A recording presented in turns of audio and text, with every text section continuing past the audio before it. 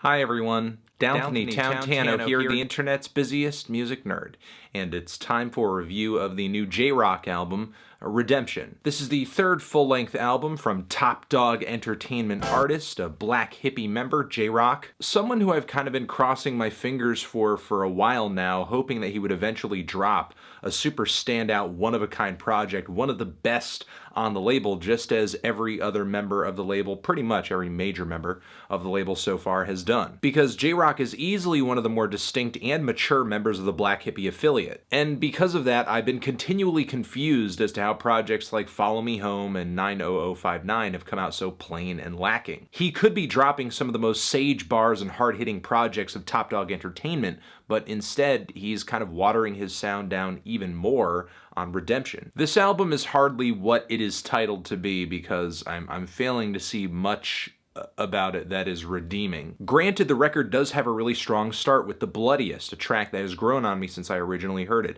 that and the song For What It's Worth. Both very eerie, dark trap bangers with grim lyricism that occasionally goes a little philosophical, autobiographical. Vocally, J-Rock is showing more conviction than I think he has on his past two projects. The image of J-Rock in the song Millie Rocking in his lyrics is pretty hilarious too. A very sharp bit of dark humor caught in between all of these bars of very deadly imagery. Also, the production on these tracks is kind of next level too. I absolutely love the woodwind harmonies on The Bloodiest. The murky metallic melody is kind of swelling and fading away on For What. But then Redemption starts to fall off really quickly on the track Knock It Off, where J-Rock starts singing, which in theory I respect, especially since it doesn't seem like he touches his vocals up all that much. He doesn't slather them in too much auto-tune, doesn't try to distract from them being raw, and that he doesn't have the best singing voice in the world. Of course, I'm not expecting top-notch singing from J-Rock. However, I do think his vocals fail to reach passability, I guess, as most of his singing on this thing just comes off too awkward, too clunky, too amateurish. You ain't me, bitch. Knock it off. The singing on this track is just literally annoying and goofy, as it is on a lot of other cuts here. Like on Tap Out, where he actually becomes a bit of an auto-crooner and I think loses a lot of his personality on the song. The song Troopers as well, and Out of Sight, Out of Mind, where J. Cole is actually a legitimate highlight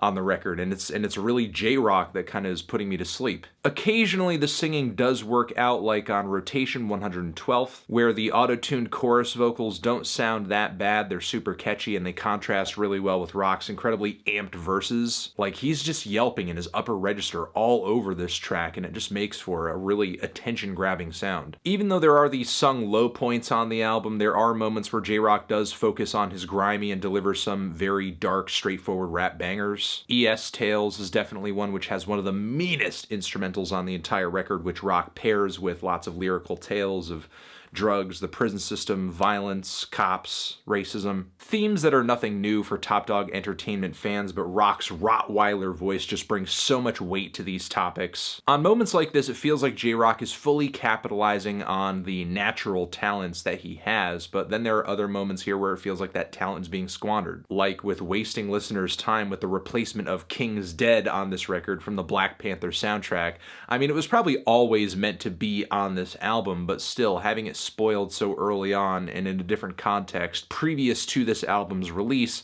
Also on top of it, having that horrendous Future feature become a meme before the release of this album, I think is only hurting this record's potential too. There's also the Wow freestyle with Kendrick Lamar, which falls way below expectations, not only because it's another Kendrick feature, it's titled the Wow freestyle, I Wanna Go Wow, and on top of that, the whole beginning of the song is hyped up with like, hey, let's get it like we used to back in the day. I was like, holy shit, this is gonna go so fucking hard. And yet, it doesn't. The beat is weak, the flows are just okay. Even Kendrick's voice sounds kind of silly.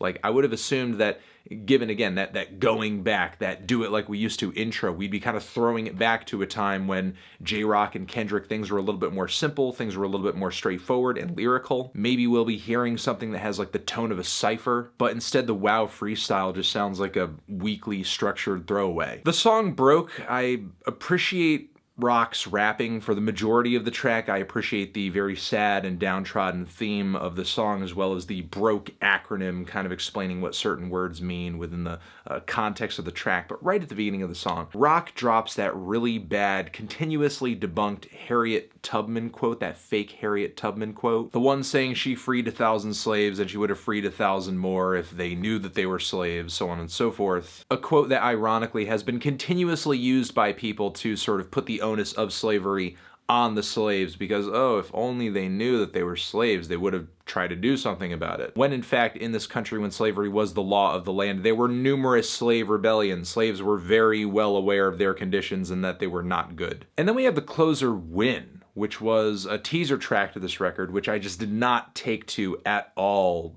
at first exposure. I think I've only grown to dislike it more listening to it in the context of the album and trying to process it as a finishing track. Win, win, win, win, win, win, win. Win, win, win, win, win, win, win. The bombastic beat combined with J-Rock's silly flow and ridiculous repetitions at the end of his lines, it just kind of sounds like a parody song. It sounds like somebody trying to make fun of this genre of music, but it's actually deadly serious. I'm not gonna say this album is a total mess, but it's like mostly a mess. I mean, there are some highlights on here and a few passable tracks as well, but much of what's here, in my opinion, is J-Rock's worst material yet, period. And I can't help but feel like TDE is sort of flopping a little bit on this because, like, where's the quality control? I mean, I respect the artistic freedom, but this does not sound like J-Rock is trying to top previous projects or really anybody else on the TDE label. I'm feeling a decent 2 strong 4 on this one. Transition, have you given this album a listen? Did you love it? Did you hate it? What would you rate it? You're the best, you're the best. What should I review next? Hit the like if you like, please subscribe, and please don't cry.